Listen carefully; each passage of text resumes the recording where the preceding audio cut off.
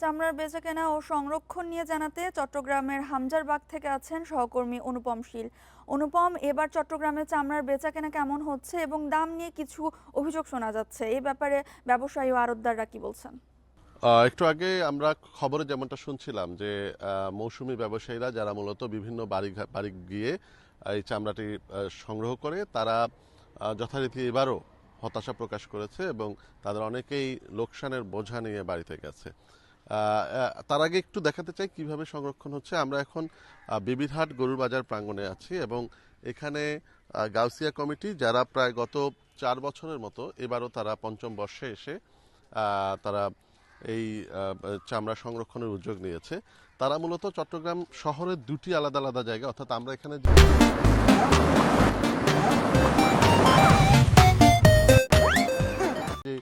এই বড় জায়গাটি দেখছি, এই পুরো এলাকা জুড়ে তারা চামড়া সংরক্ষণ করছে। পাশাপাশি চট্টগ্রামের হালি শহরের একটি মাদ্রাসায়ও তারা চামড়া সংরক্ষণের উদ্যোগ নিয়েছে।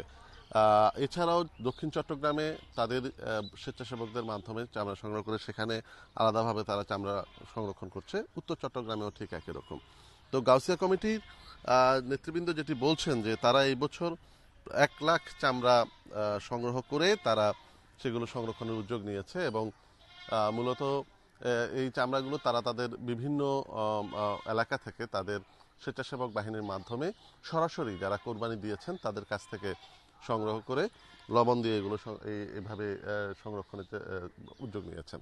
তো এছাড়াও আমরা দেখছি যে চট্টগ্রামে যারা আড়তদার আছেন, চামড়ার আড়তদার, তারাও গতকাল থেকে বিভিন্ন জায়গায় থেকে চামড়া সংগ্রহ করে এবং পাশাপাশি তাদের যারা মৌসুমী ব্যবসায়ীরা আছেন তারা এই সমস্ত চামড়া বিভিন্ন জায়গা থেকে কিনে এনে তাদের কাছে বিক্রি করেছে। তবে যে অভিযোগটি আমরা একটু আগে বলছিলাম যে মূলত যদি 12 থেকে 16 ফুটের বর্গফুটের যে চামড়াগুলো সেগুলো ছোট চামড়া, 17 থেকে 22 এগুলো মাঝারি আকারের চামড়া, আর 22-23 ফুটের উপরে গেলে সেই চামড়াগুলোকে বড় আকারের চামড়া হিসেবে ধরা হয়।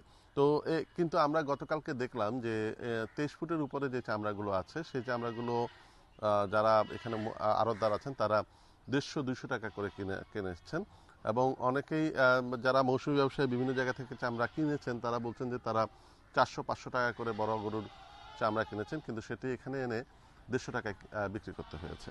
তো এক্ষেত্রে পরস্পর বিরোধী কথাবার্তা আছে। আড়তদাররা বলছেন যে এখানে যেহেতু এবার লবণের দাম বেশি, পাশাপাশি পরিবহন খরচ আছে, পরিবহন খরচ এবার বাড়তি, যেটি মৌসুমী ব্যবসায়ীরা এবার আমলে আনেননি। এবং এই ধরনের যে আলোচনা আসলে আমরা গত কয়েক বছর ধরেই, গত প্রায় 8-10 বছর ধরেই এই বিষয়গুলো শুনছি যে মৌসুমী ব্যবসায়ীদের প্রতি বছরই তারা বড় আশা নিয়ে এই চামড়া বিক্রির জন্য সংগ্রহ করেন, কিছু লাভের জন্য সংগ্রহ করেন, কিন্তু শেষ পর্যন্ত তাদেরকে অন্যান্যবারের মতো আমরা দেখেছি এবারও তাদেরকে হতাশ হতে হয়েছে।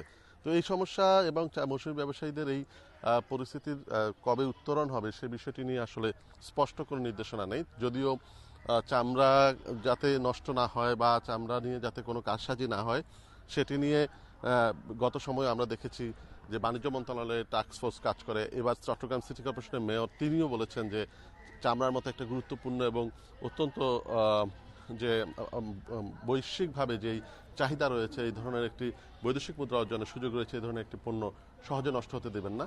তবে নষ্ট হয়নি চট্টগ্রামে, আমরা এখনো পর্যন্ত সেরকম কোনো খবর পাইনি। তবে যারা মৌসুমী ব্যবসায়ী আছেন তারা অব্যাহতভাবে লোকসানের মুখে এবারও রয়েছেন।